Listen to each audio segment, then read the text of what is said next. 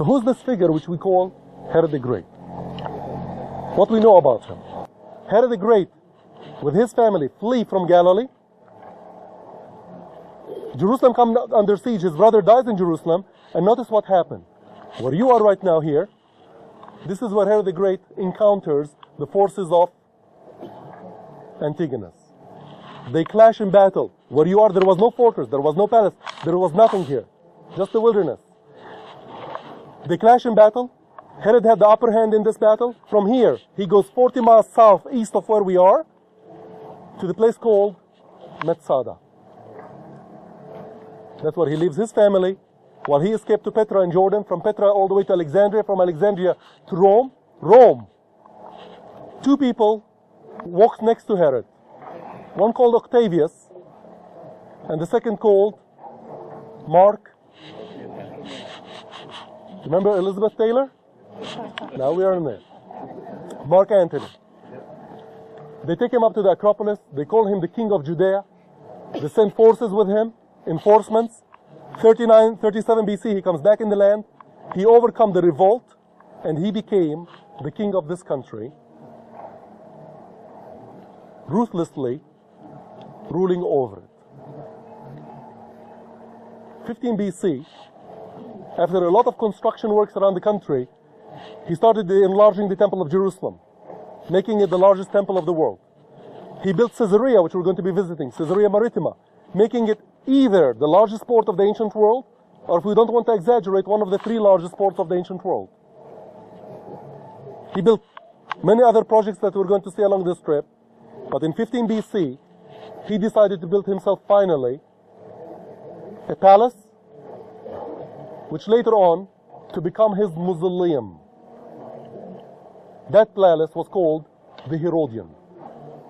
I mean, can you imagine, just from pinpointing from the bus, the size of this palace, going all the way from the road down there, from the foot of the hill, up to where you are?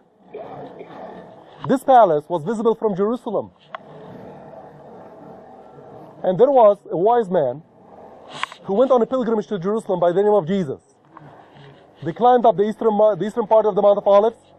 For the Galileans, those of them who were coming perhaps up to Jerusalem for the first time, or maybe coming with their children for the first time, they were pointing from Jerusalem this palace. And they told their children, look over there, can you see that volcanic shaped hill, that crater? Can you see the fortification on the top? Can you see the tower which is there behind you? Look at the round tower behind you. That's what Herod the Great built.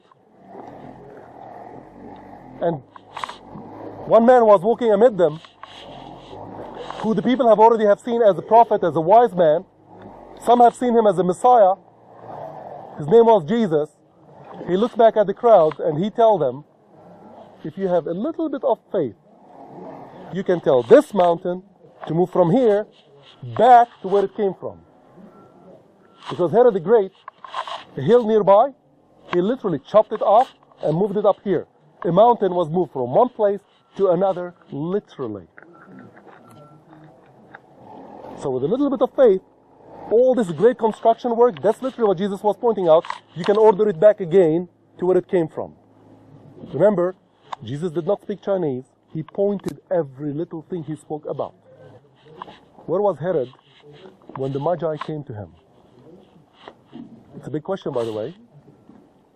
Most probably it was Jerusalem, at the capital.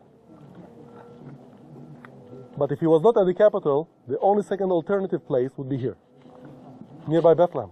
Jerusalem also is not far away from Bethlehem. You have to remember, Herodian and Jerusalem are exactly the same distance away from Jerusalem, which is more or less around 6 miles. So Jerusalem and Herodian are about 6 miles away from Bethlehem. But if it was in Jerusalem, it would have been in a hall like this one, what we call the royal reception hall, that Herod the Great would have received these Magi who came seeking the newly born Christ. In the year 6 BC, the Magi most probably did reach Jerusalem on the 4th of December of the year 6 BC, when the child was already a bit over 6 months old. Interesting enough, when we look over here at the royal hall, try to look at the tiles which are on the pictures, all these tiles, we did find them. Actually, we have them at the exhibition in Jerusalem right now over there, which is known as the opus sectile. You can see the tiles over there, black and white. When we go to Metzada, we're going to show you something which is very similar to this. One thing to mention, this fortress was taken over by the rebellionists, that is of the Great Revolt in the year 66 AD, because from the year 6 AD, now notice what we're coming to, into what we call living at the time of Jesus.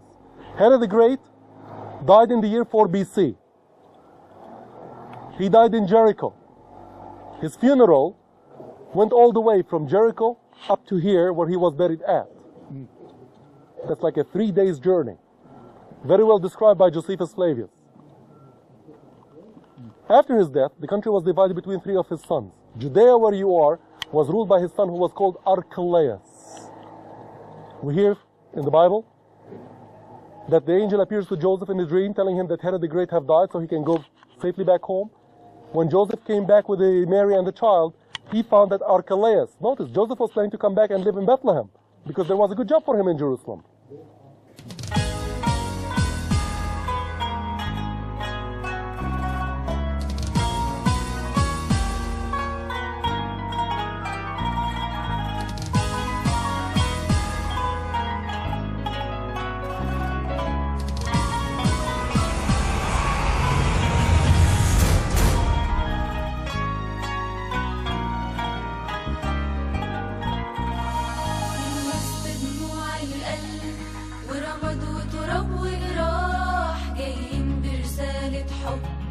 وسلام للكون وسماح من وسط دموع القلب ورماد وتراب وجراح جايين برسالة حب وسلام للكون وسماح قلبنا مجروح ولكنه بيصلي لرب قدير واثقين في إرادته إنه بيجهز لينا الخير قلبنا مجروح ولكنه بيصلي لرب قدير واثقين في إرادته إنه بيجهز لينا الخير بنرنم وسط الآه وبنطلب مجده يبان حقنا سايبينه معاه ورجائنا معاه في ضمان بنرنم وسط الآه وبنطلب مجده يبان حقنا سايبينه معاه ورجائنا معاه في ضمان وكتابه ده لينا دليل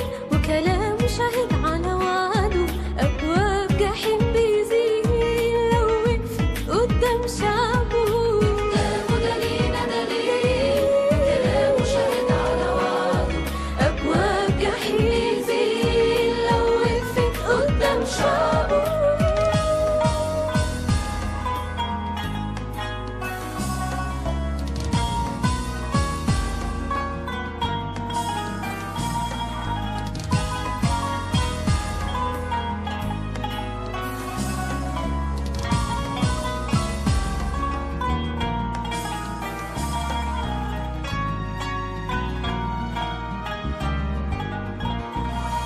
وإيماننا بربنا عهد ولا شيء في الدنيا يهزه والمر في عنا ده شك قابلينه علشان اسمه وإيماننا بربنا عهد ولا شيء في الدنيا يهزه والمر في عنا ده شك قابلينه علشان اسمه للشدة في أوقات السماح ساعات يقبل نتهان علشان